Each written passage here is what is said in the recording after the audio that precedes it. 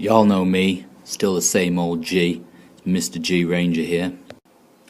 Today we're going to be talking about the Spanish Armada, why it was launched in the first place, what happened during the battle, and why the Spanish Armada was defeated. So start off by looking at Philip and why he actually launched the Spanish Armada. The first main reason is religion. So Philip wanted to get rid of the Protestant religion, which he saw as heresy. He was obviously very strongly Catholic, and he believed that Europe should be returned to the Catholic faith.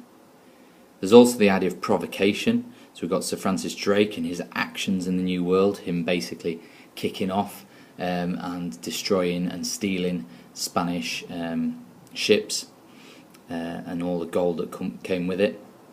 And also Elizabeth and her provoking Philip by getting involved in the Netherlands, helping those Protestant Dutch rebels. There's also politics. So remember the Treaty of Joinville between France and Spain, where they basically teamed up. Treaty of Nonsuch between Elizabeth and the Dutch Protestants, and thinking about the fact that one of the reasons that Philip, as well as religion, one of the reasons he wanted to join with England back in 1558-59 was because he believed that England would be a useful addition to the Spanish Empire.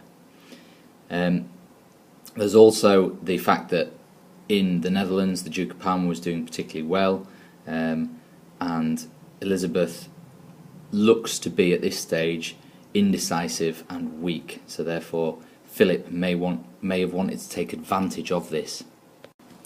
So what did Big Phil actually have in his armoury? Well, he had what is apparently, supposedly, the largest fleet Europe had ever seen up until this point.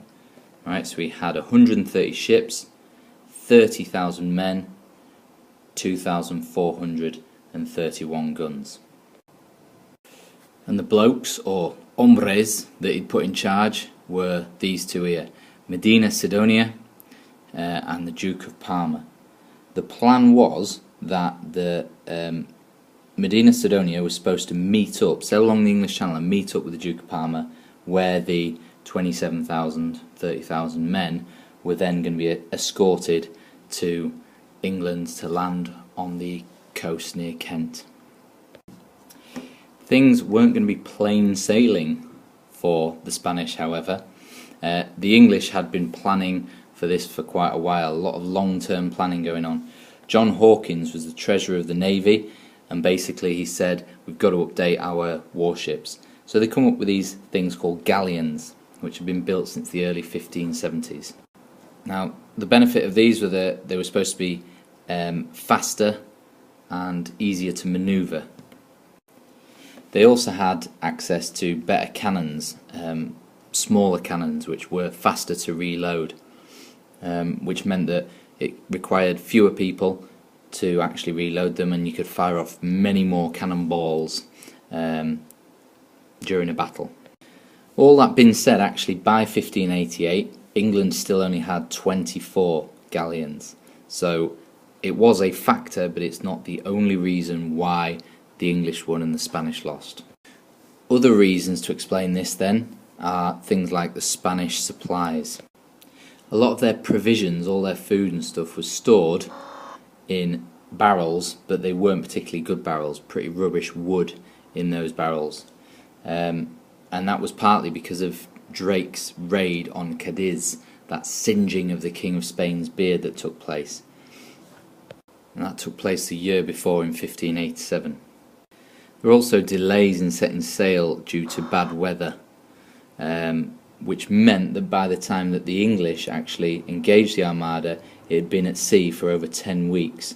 And when the English first boarded a Spanish ship and they captured it, they found its food supplies rotting.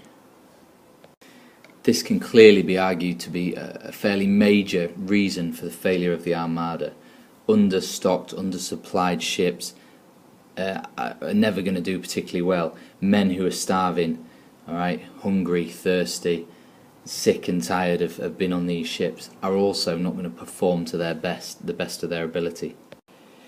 Another problem that the Spanish had was that they needed to make this meet-up between Medina Sidonia and the Duke of Parma, they needed to make it happen. And they couldn't make it happen for two reasons, or they struggled for two reasons. The first is the fact that they didn't have any deep sea ports, which meant that they had to have smaller boats, smaller ships, and this meant it took about 2 days, 48 hours to actually load, put the men on, set sail. So that obviously slows down the whole process of trying to join up. Once they get the word from Medina Sidonia, then takes 2 days to get their tiny wee ship sorted. The second thing is miscommunication. Okay, so the communication between Medina Sidonia and the Duke of Parma went by sea, and that meant that it took a long time and it was unreliable, and it could also lead to a breakdown in communication, as you see here between Kim Jong-un and his general. What that meant was that Medina Sidonia was left off the coast of Calais waiting to engage the English, and Parma wasn't there. He was nowhere to be seen.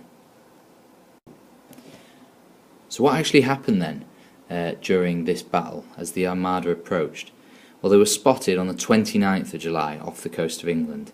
By the 31st of July, the English ships met up with them, and there was an exchange of fire at Plymouth. The English managed to capture 2 Spanish ships at this stage. However, the English ships were trying to keep a safe distance from the Spanish fleet and just trying to chase them away.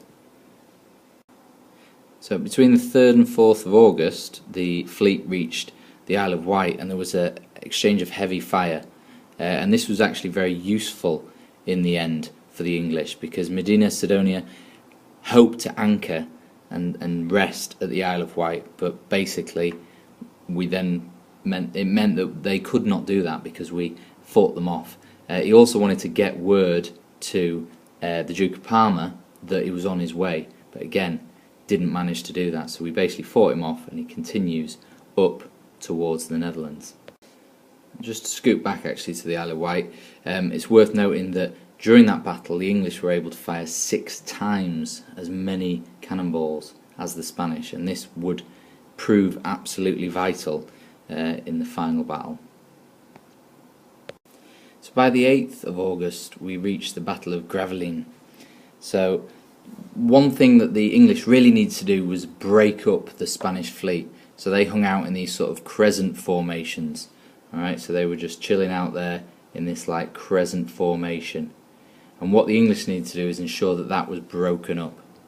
So what they did is they got 8 of their ships and loaded them with things that you could set on fire, basically set fire to them. They also put cannonballs in there that could like burst out the sides and hopefully do some damage to split up that Spanish fleet. That didn't end up working particularly well in terms of setting fire to Spanish ships. However, it did mean that the fleet broke up. So in that regard it was successful. It was also partly the weather as well. The weather meant that the ships were blown away from each other.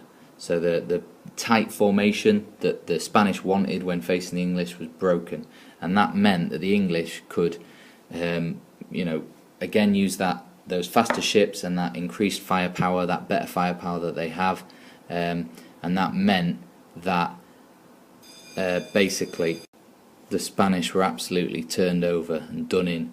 And what they did then is they did a legger and they went up. They tried to run up round the coast of Scotland and then back down home. So, English victory, Spanish defeat. Big Phil is very upset.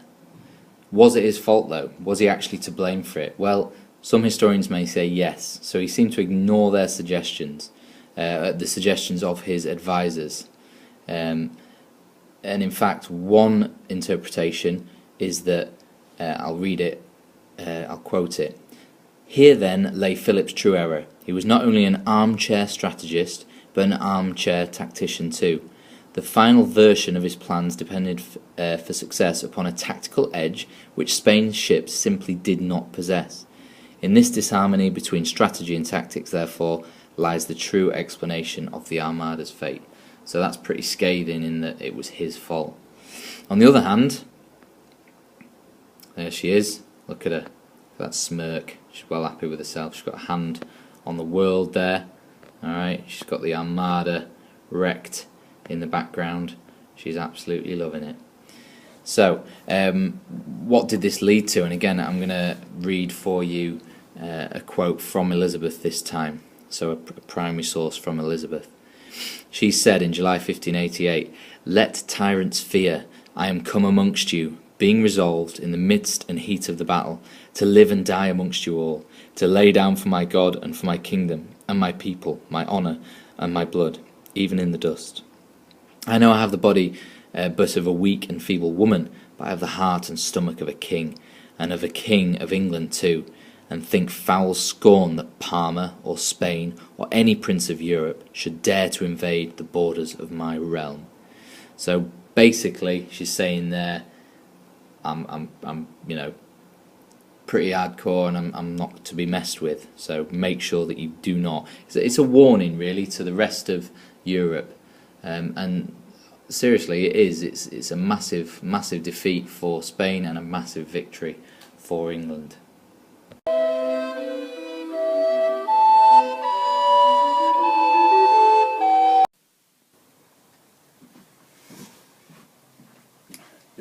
Yo, said it's Mr. G Ranger.